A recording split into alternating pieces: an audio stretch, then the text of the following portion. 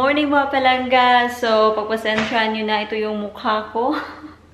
Wala talaga akong ka-makeup. Nag-eyebrows lang ako. Nag-moisturizer and nag-lip balm. Sobrang daming pimple mark sa pagmumukha ko. I need sunshine. So, anyway, lalabas tayo ngayon sa bahay para magtanim ng carrots, but I'm not sure kung meron pa ba tayong carrots, seed, and parsnips. Magtatanim din tayo ng parsnips. 2 years na rin na hindi ako nakapagtanim ng carrots and parsnips. So, hopefully, na-shock naman ako. Merong tao sa labas.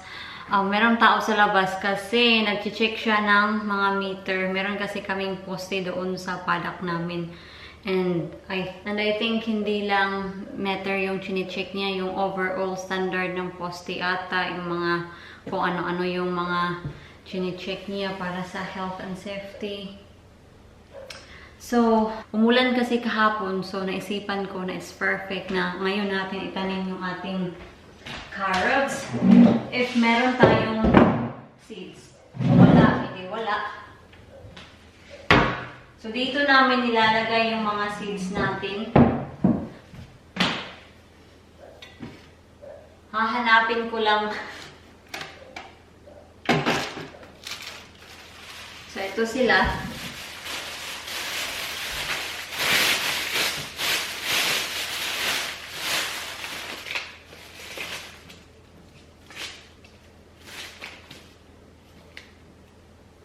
Great for winter harvest. So, yeah. So, meron tayong parsnips mga palangga. Yan. So, Feb to May siya. So, okay pa yan. And then, yung harvest time niya is October to February.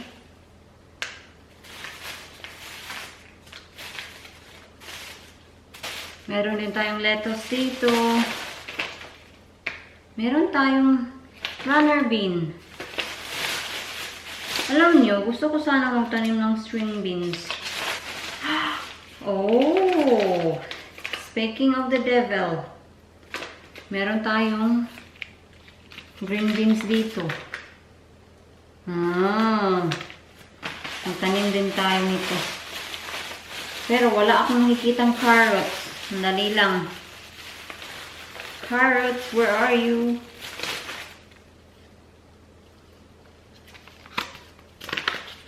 So, ito. Meron tayong carrots.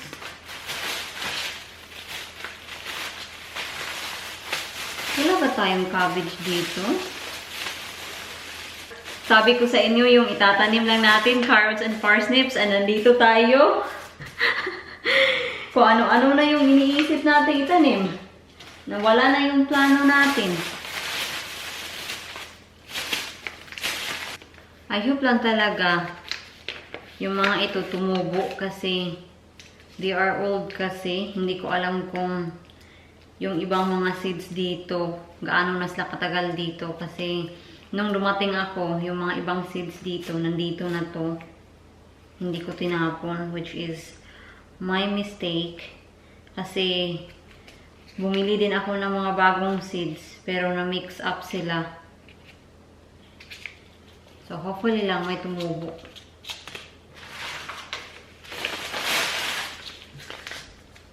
Ito lang. Sayang, wala tayong cabbage. Wala ba talaga tayong cabbage? I-double check ko muna, ha?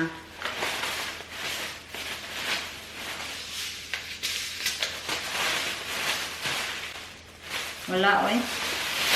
Never mind. At least meron tayong tatlong types of seeds dyan. Kahit walang araw, magsusombrero pa rin tayo. Ito yung signature natin pag pumunta tayo sa Bukid. Provinciana look ba? Malamig ngayon mga palangga, ha? Si Kuya nandito pa din. Nag-check pa din.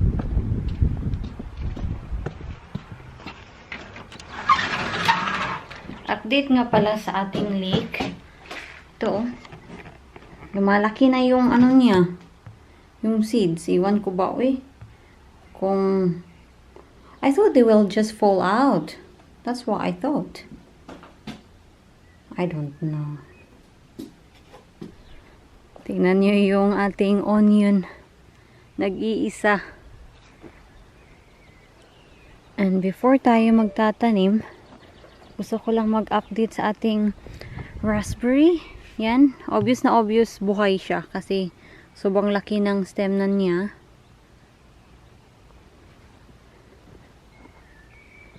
Dito.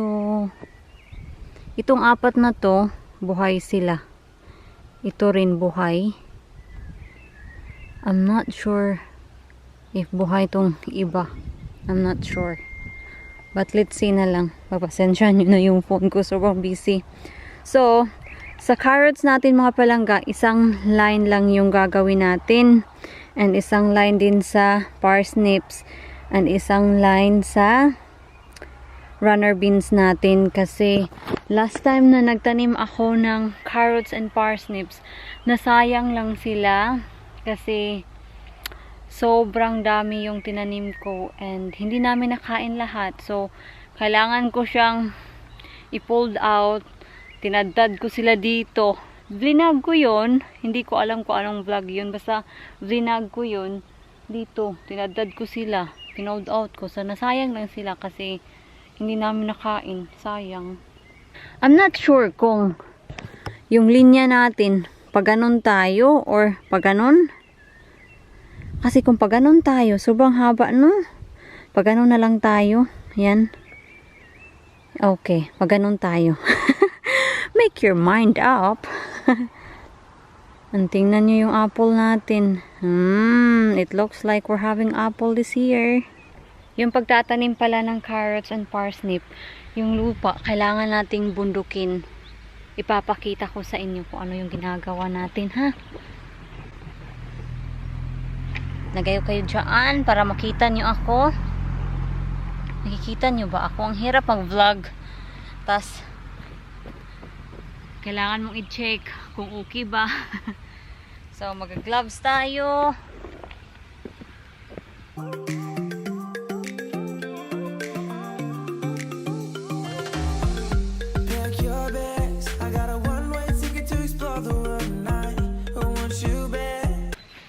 Tinan niyo mga palangga, si kuya. Nandoon, Nakikita niyo ba?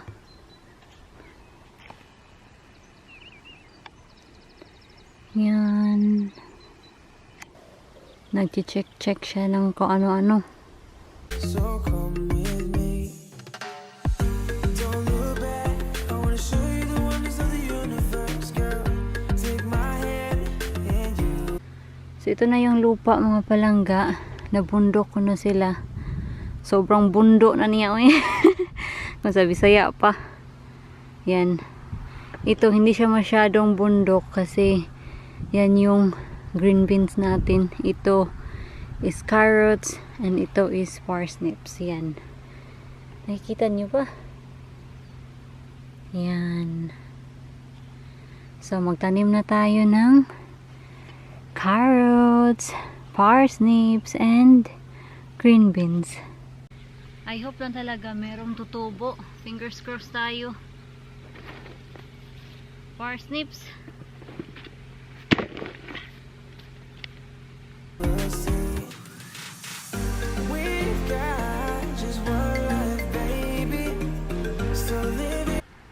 So sa carrots naman tayo.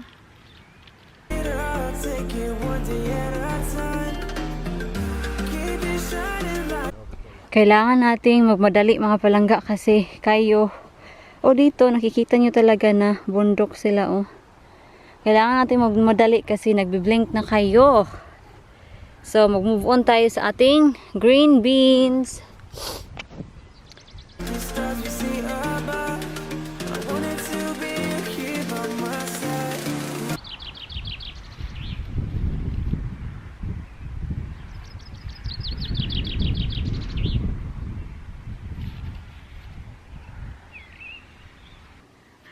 Tumutulo na naman yung sipon ko. Subang ginaw sa labas.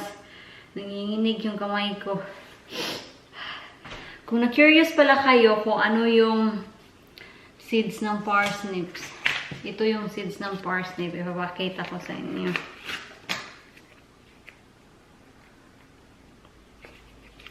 So, I hope na talaga yung mga tinanim natin. Ano siya, mabuhay. Yan. Nag-focus ba? Parang hindi ata nag-focus, eh. Yan. Yan. Yan yung papasensyahan nyo na yung kuko ko. Kailangan palinisin ulit.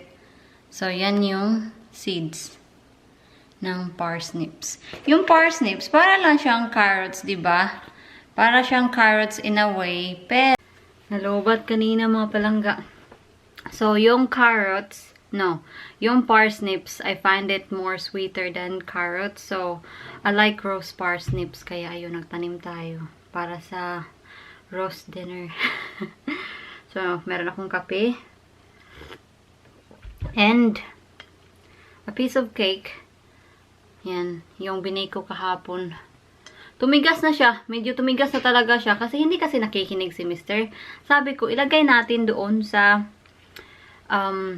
dish, rectangular dish na binili ko. Kasi may sealed talaga siya.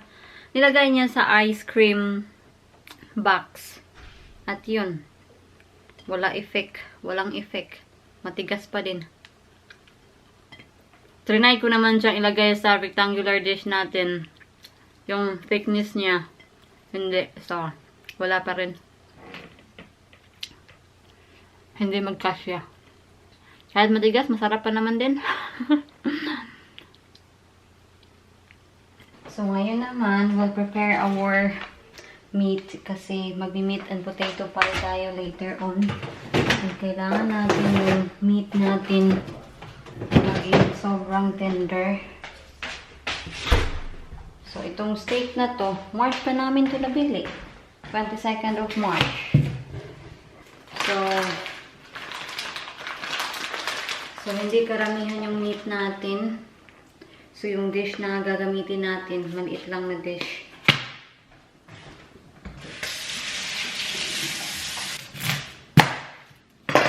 So, maghihiwa tayo ng onion. Sabi ngayon sa forecast, uulan daw. Pero wala pa. Pero makulimlim sa labas. Yung sky sobrang gray. Wala na si kuya. Umalis na si kuya yung nag-check ng mga poste. Ayok, hindi ako papaiyakin itong onion na to.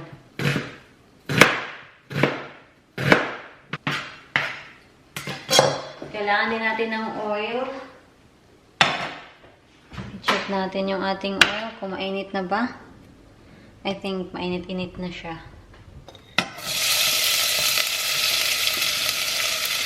Yan.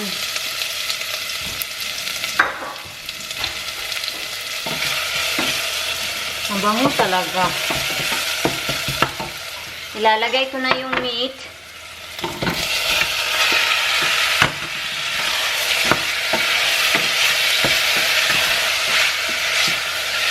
Hintayin lang natin mag-brown yung meat.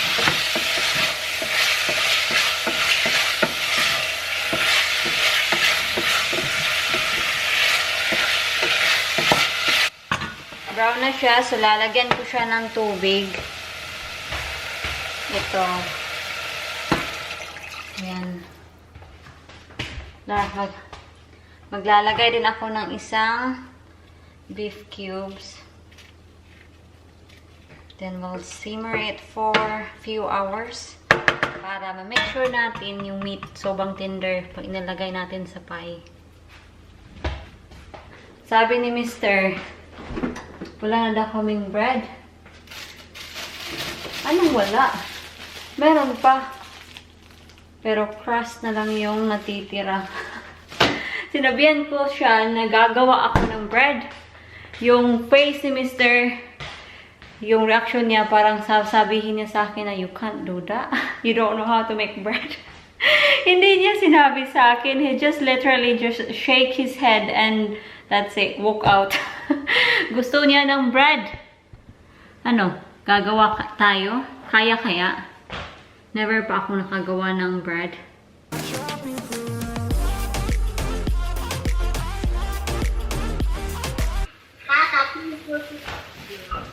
My family right now is online, so yan, ito na yung ano natin, pastry. So, ilalagay lang natin sa freezer.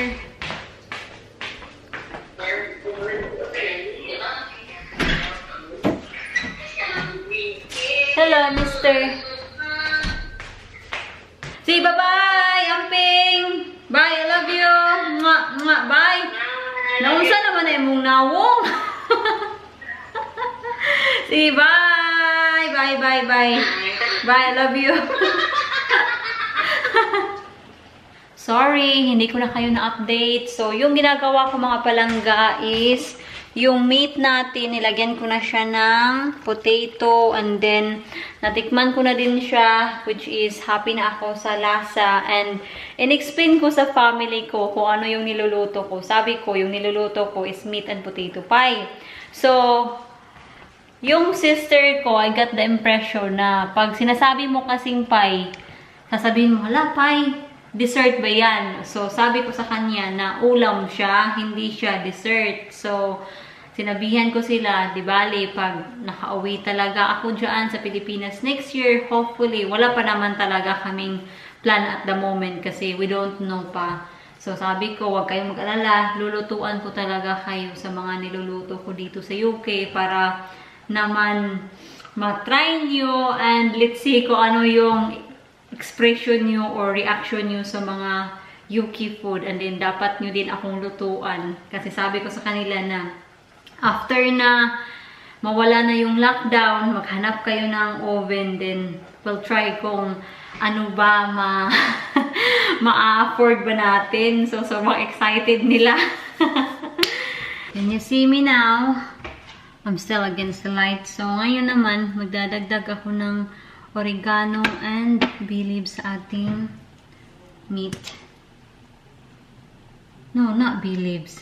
Basil. Yan. And then, para lumapot yung ating sabaw, lalagyan ko din siya ng gravy granules. Sus, naku naman mga palangga. Tingnan nyo.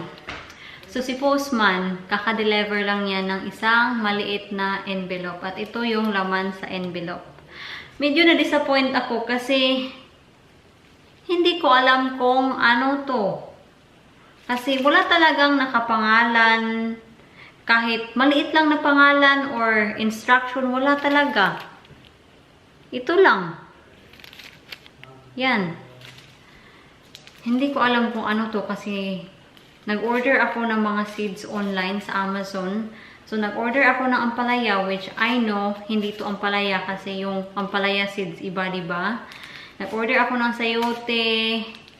Hindi ko na malala kung ano yung mga in-order ko. Basta, ang feeling ko lang, sayote seeds to. But I could be wrong. Kasi, yan yung seeds, oh. Yan. What do you think? Do you think it's a sayote seeds? I-check natin. Pero at least lang naman, no? Pinangalanan nila. Paulit-ulit na ako. So, ito. 2 pakete. Yan. So, kung sayote seeds to, ilalagay natin to sa seedling box and hopefully, may tumubo sa kanila. And kung may tumubo man, ilagay natin sa ating greenhouse. Kasi kung ilagay natin sa labas, I don't think so na magso-survive sila dito sa weather ng UK. Ilagay ko muna dito sila, ha. Yan. So, continue tayo sa ating niluluto. Hindi pala gravy granules yung gagamitin ko. Yung gagamitin ko is itong Bisto gravy powder. Yan. So, i-mix ko lang sila sa cold water.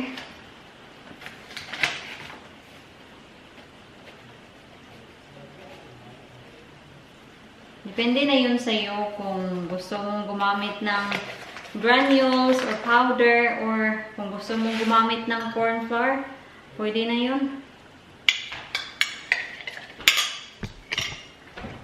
Yung potato natin, medyo may pagka-soft na sila. Ayaw nating ma-overcook yung potato natin kasi kailangan pa natin silang ilagay sa oven mamaya. So, gusto natin na makita pa din na may potato sa ating meat and potato pie, diba? Yan. So, hinaan mo lang yung apoy mo. And then, gently pour the gravy.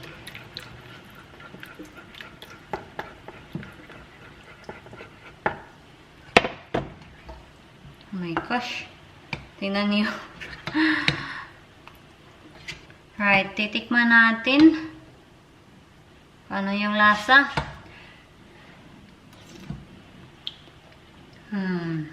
Sarap na.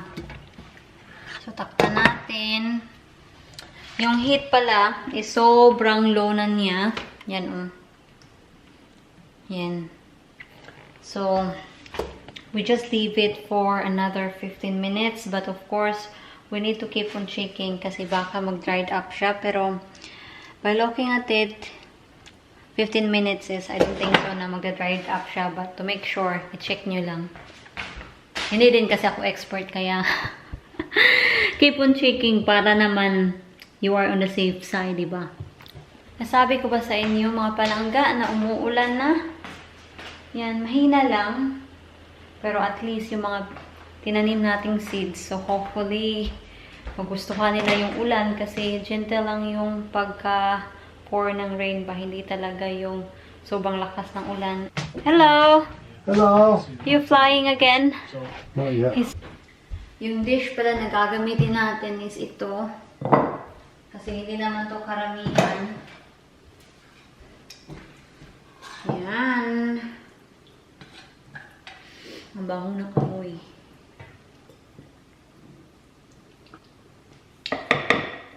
Meron pang natirang juice. Hindi ko siya itatapon kasi pwede natin itong gamitin pang gravy later. So, iiwan lang natin siya dito para lumamig. Yan.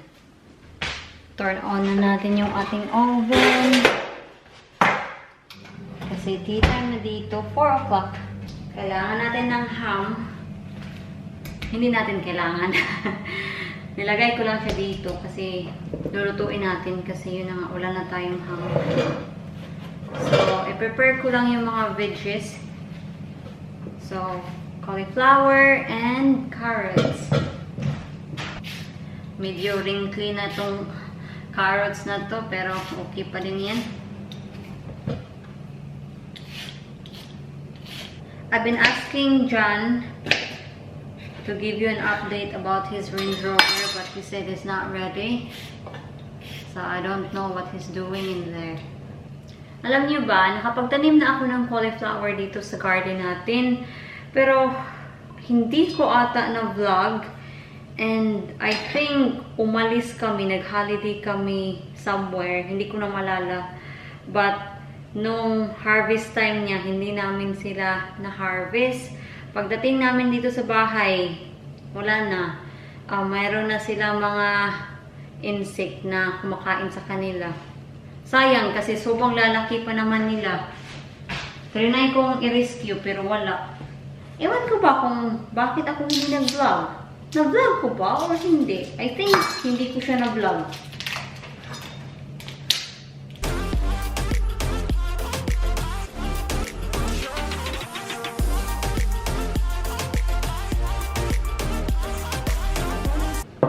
Hindi pa siya totally talaga na malamig. Mainit pa siya. But it's okay.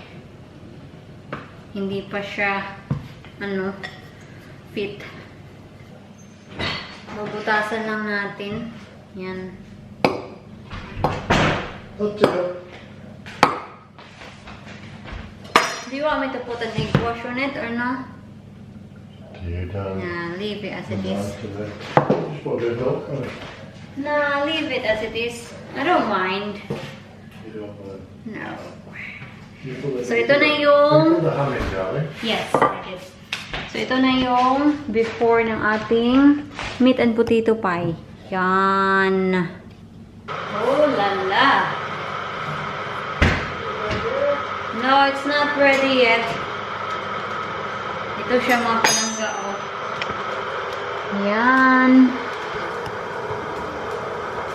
Ipiprick lang natin, ha. Just to see if luto na siya. Luto na siya, mga palangga. Babalik ko lang muna siya sa oven. You know the routine. This is John's plate. So, ito. Plate. This is mine. All this gravy she's leaving there. So, ito na mga palangga. Walang plating na. That's it. Throwing gravy away. That's John's plate. But then that's to spread it. Come on now. Let's eat. Ready? Kain na kami. Kain muna kami, ha. Sana. I hope you like it. Oh yeah. The ham is cooked. The ham is ham. It looks like it's shrink. That's what they do, don't they? Yan. Boom. It's quite late here now. So, pagpasensya nyo na yung mukha ko. Nag-i-edit pa ako ng vlog so that this vlog will be uploaded tomorrow. So, anyway, ngayon nakatingin ako sa Amazon and hindi pala siya sayote. Akala ko sayote siya. Hindi ko alam kung bakit sayote yung iniisip ko nung time na nag-arrive yung seeds. Hindi siya sayote. So, actually, eggplant siya. Yung Chinese eggplant ba? Yung eggplant natin sa Pilipinas na yung mahaba at thin. Dito kasi yung eggplant nila is yung sobrang short. Hindi naman sobrang short, but it's quite short and thick.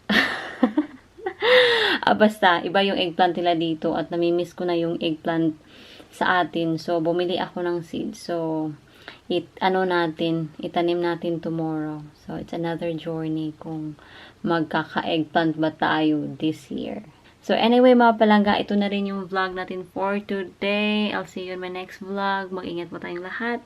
Bye!